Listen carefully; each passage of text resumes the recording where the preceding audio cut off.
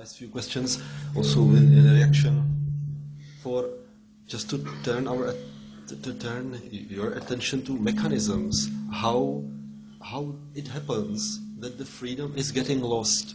For example, 5 years ago, here we had the revolution where the general ethos and energy of the revolution was driven by the idea of freedom, and then there was a response. Or several responses how to achieve it, how to make the freedom working like on everyday basis. What specifically are you thinking of? And one of the responses was the free market, for example. Free market, and from free market you go to commodification of many human activities. We see, for example, commodification of media, commodification of education, and it has big impact for society. However, it looks on the ground not so serious as it is. Well, let's take the concept of the free market. The free market is a system that does exist. It's imposed on the weak. The strong never permit it. The United States, Britain, Germany, they don't have free markets. Take your cell phone again.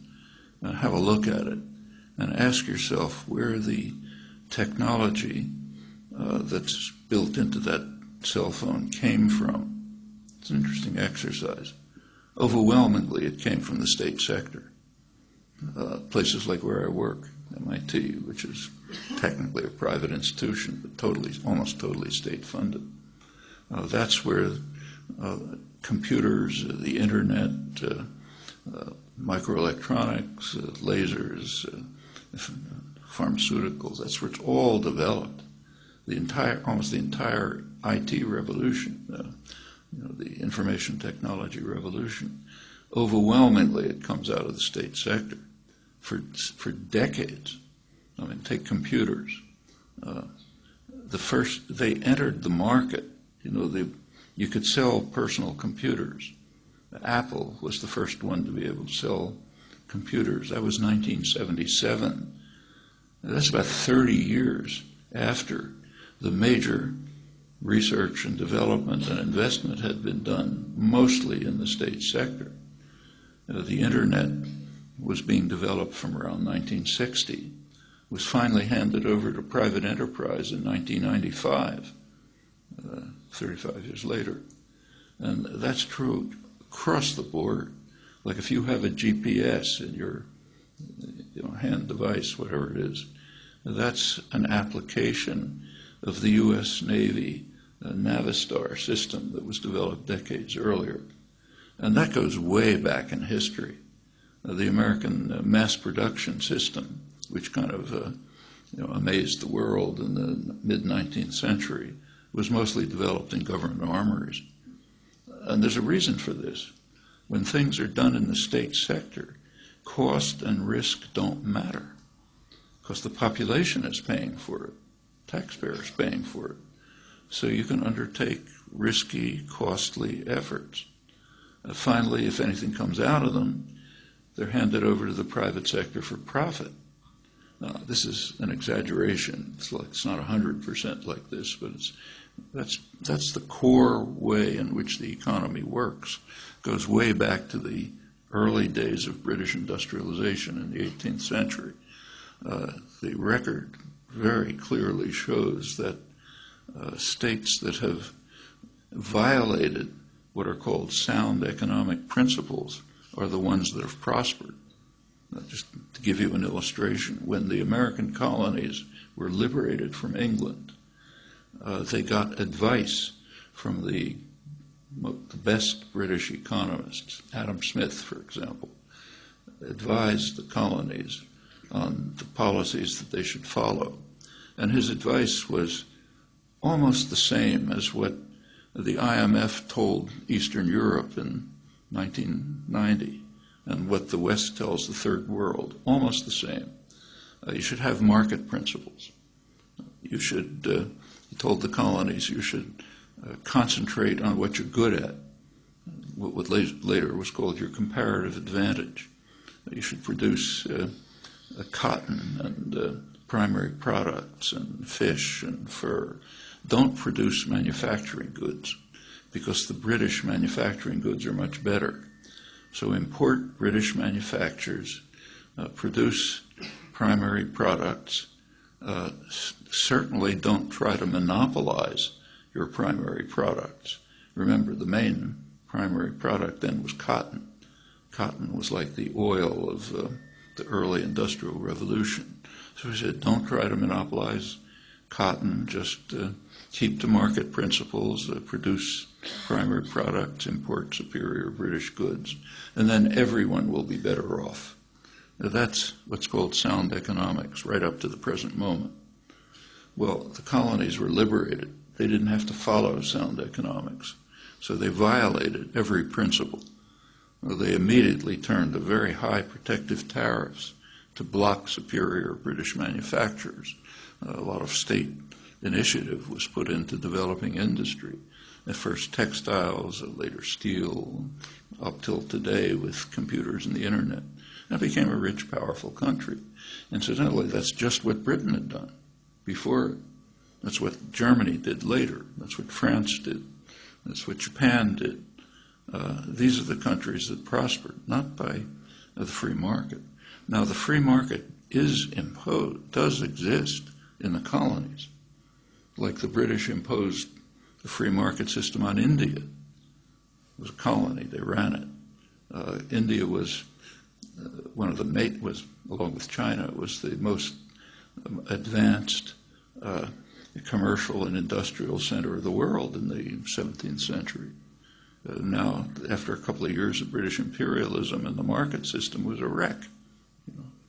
That's exactly what happened in Eastern Europe. The imposition of market systems in Eastern Europe destroyed the economies. Ukraine, for example, I think was maybe the richest part of Eastern Europe back in 1990. And now it's a basket case. Russia in the 1990s, the economy was reduced by, I think, about 50%. But the number of people who died in Russia in the 1990s, nobody knows the exact numbers, but it was certainly in the millions. In fact, it was almost on a par with Stalin's purges. So that's the imposition of market principles. You see it all over the world. So I think we should, the rich and the powerful protect themselves from markets dramatically. I'll give you the most dramatic example from today's economy. Today's economy, Western economies, are largely financialized. They're based on financial institutions. So in the United States, I think maybe 40% of corporate profits are, banks and other financial institutions. There was recently a study by the International Monetary Fund of the 6 major American banks, the biggest banks, J.P. Morgan Chase, Goldman Sachs, and so on. And they asked a simple question: where do their profits come from? Turns out their profits come almost entirely from a government insurance policy. There's a policy which is called too big to fail. That amounts to a government insurance policy. That tells the CEO of J.P. Morgan Chase that you can make risky investments and transactions which will be profitable, and if it crashes, don't worry about it because the taxpayer will bail you out. And it's not just the bailouts, that's a small part of it. It's access to cheap credit, better credit ratings, all sorts of devices. The business press estimated the taxpayer gift to the big banks at over $80 billion a year. That's called a market. It's got nothing to do with markets. That's class warfare. That's powerful systems using their power to extort wealth out of the public so they can prosper. And that's pretty much it's the same with these trade agreements, like the we don't know the details because they're secret, but the parts that have leaked out are highly protectionist and designed to increase to monopoly pricing rights, like excessive profits for pharmaceuticals. So I think we should be very cautious about thinking about terms like free market. I mean, there are, in fact, if you just think about it, the things that we are not taught not to think about are pretty remarkable. Like there's a huge industry in the West here too, huge industry devoted to undermining markets.